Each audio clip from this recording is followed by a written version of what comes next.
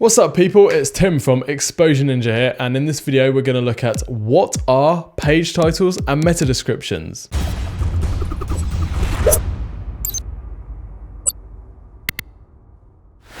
Page titles and meta descriptions sounds boring. Why is it important? Well, page titles and meta descriptions are really important to help your site in search results. So in this video, we're going to look at what they are, and I'm also going to show you some tips for making your page titles and meta descriptions extra juicy to help your website's performance in Google. So first up, what is metadata? Well, metadata is basically data that's written into the code or behind the scenes of your website. And it's there to give software that's using your website extra information.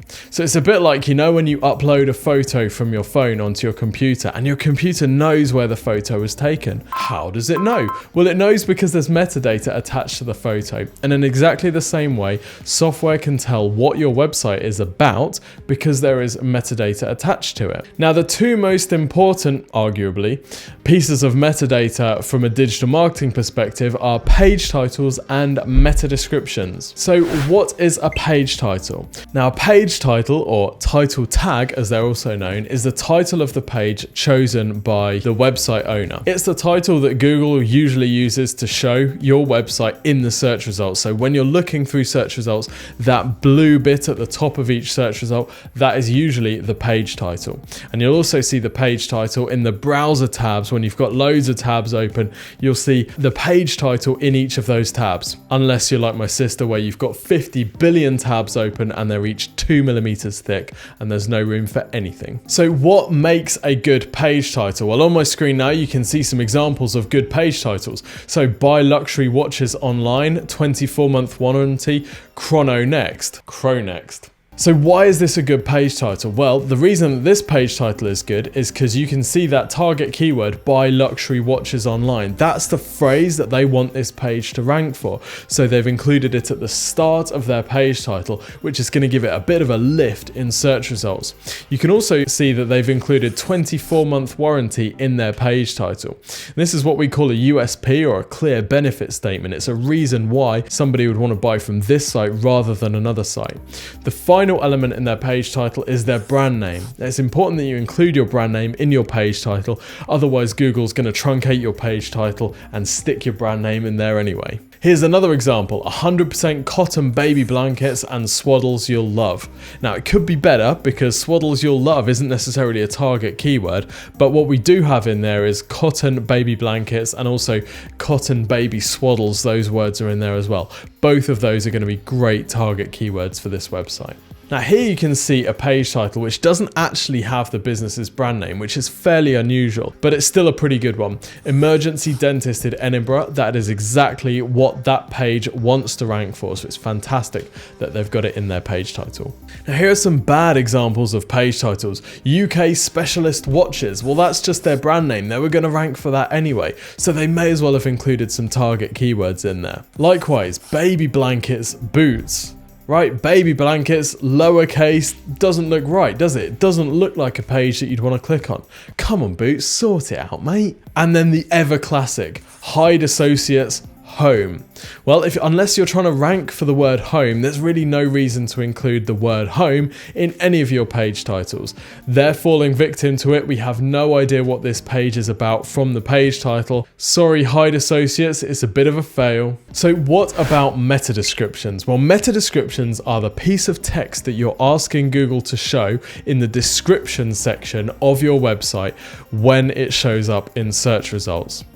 Unlike page titles, Google doesn't actually analyze your meta description for keywords, so they don't directly influence your ranking, but what they do is improve your click-through rate from Google search. Imagine, for example, that we're looking through a search results page and we see a really compelling, super juicy meta description that makes us click on that page. Well, that site has now got an extra visitor, and if that happens over and over and over again, Google will see everybody clicking on this website. Now, a higher click click-through rate from search results usually indicates that that website is really relevant for that term. So that page could see an increase in ranking over time. So whilst meta descriptions don't directly influence ranking, they can increase your click-through rate, which can improve your ranking over time. So here are some examples of meta descriptions. So remember, now we're looking at the black bits here.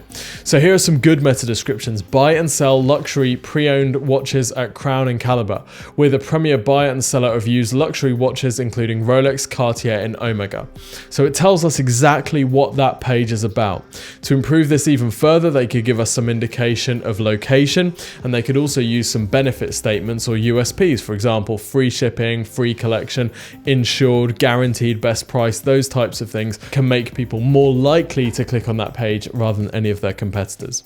Here's another one. It's those cotton baby blankets again.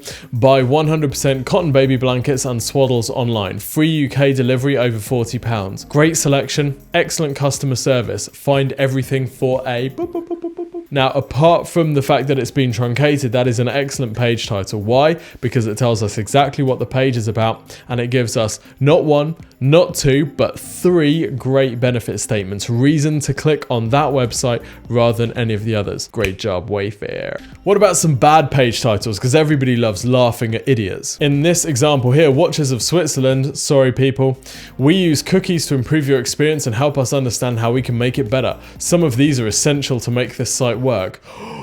Now, I love cookies as much as the next person, but I ain't clicking on that website. Here's another really bad meta description. Other options: cotton plaid, cotton voile, machine wash, patchwork, pick stitch, ruffle, solid. They're all just a whole bunch of words that I don't know how to say. Now, what's actually happening here is these aren't meta descriptions that have been inputted by the website's owner.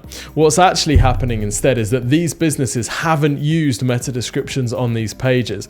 And when you don't use a meta description on your page, you risk the chance that Google will go and grab some text from your page and use that instead. Sometimes Google gets it right, but often Google gets it wrong.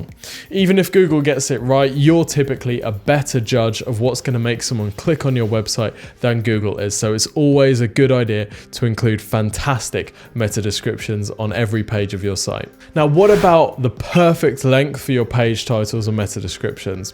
Well, helpfully, there isn't one. Well, there kind of is. Page titles tend to be truncated around 600 pixels, which is usually between 55 and 70 characters. We normally recommend people going for 60 characters in your page title. That way, you're going to make sure that you're showing all of that text without it being cut off. Meta descriptions, again, can vary wildly. There was a period where Google moved all meta descriptions to 320 characters, so we all diligently went about on our website lengthening out our meta descriptions, only for Google to reverse the change, and then we all had to go back and change it. Cheers, Google! On the whole, we tend to recommend meta description length of between 120 to 155 characters. Again, that prevents it being truncated and means that you control what's seen by your visitors when they see your pages in search results. Now, if you've got a large site, you might be thinking, yeah, but I've got 5,000 page titles and meta descriptions to write. Help me, Tim, which ones do I do first? Well, the real answer is you want to do the most important ones first. So you'll always want to do the main static pages on your site. For example, your home page, your product page, or your services pages, the ones that are most likely to rank. Then if you're an e-commerce business with billions of pages, you'll usually want to start on your product category pages first before later on doing your product pages. You can use Google Search Console or Google Analytics to find your top search landing pages and make sure that you're doing those first. Although there's obviously going to be a bit of a bias here because the ones with terrible page titles and meta descriptions might not be ranking and might not be getting you any traffic. How do you add page titles and meta descriptions to your site? Well, for most businesses that are on a content management system like WordPress or Shopify or Magento, there are usually plugins or extensions or even built into the platform's core functionality, a little area called something like title, description, or SEO title, SEO description, where you just input your text and out pops your page title and meta description in your page's code. Also check out the social page titles and meta descriptions. So you, as well as your main page titles and meta descriptions, you also have OG titles and OG descriptions. Now OG stands for Open Graph, and that is the page title and meta description that will show up when your site is shared on Facebook, for example, or in Slack. So it's a good idea to make sure those OG descriptions and titles are also optimized, and you can use the same page titles as your Open Graph titles and same meta descriptions as your Open Graph descriptions if you're unsure. Why is Google not using my page titles and meta descriptions? The most common reason is Google hates you. The second most common reason is that your page titles and meta descriptions suck. I mean, they don't accurately represent the content of the page. Here's the deal. Sometimes Google's just going to overwrite your page titles and meta descriptions and show something else in the search results completely, either just to remind you that it's boss, or because it thinks that your page title or meta description isn't quite relevant for the page. Now, sometimes Google will split test and it'll use machine learning to work out what sort of content it needs to show to searchers instead of what you write. This is particularly true if you cram loads of keywords in your page titles or meta descriptions, making them really unreadable and a bit spammy looking. Then Google will often just completely ignore them and grab some content from the page instead. Also, Google may not have recrawled your page since it was last updated. So if you've only just changed it, don't have a hissy fit if it hasn't immediately been reflected in search results. The best thing to do is force Google to recrawl the page in Search Console, and that should speed things up. So I hope you found this guide to page titles and meta descriptions useful. To recap, metadata is super secret data that only NASA and aliens use, and they hide it behind the scenes of your website. It's a really great way for you to show Google and browsers and software what your page is about. Metadata, particularly page titles, are quite important for SEO. In fact, they're very important for SEO because they're one of the main initial ways that Google understands what a particular page is about. So it's a very good idea to use your target keywords in your page titles. Meta descriptions are less used for SEO because Google doesn't necessarily look at your meta descriptions to understand the keywords that your page needs to rank for. Yet they are still important because they will influence click-through rate from search results, which is potentially a ranking factor.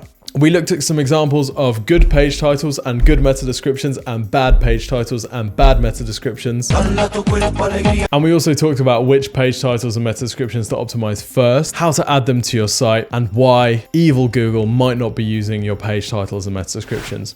Hope you found this video useful. And remember, if you enjoyed it, click the little like button.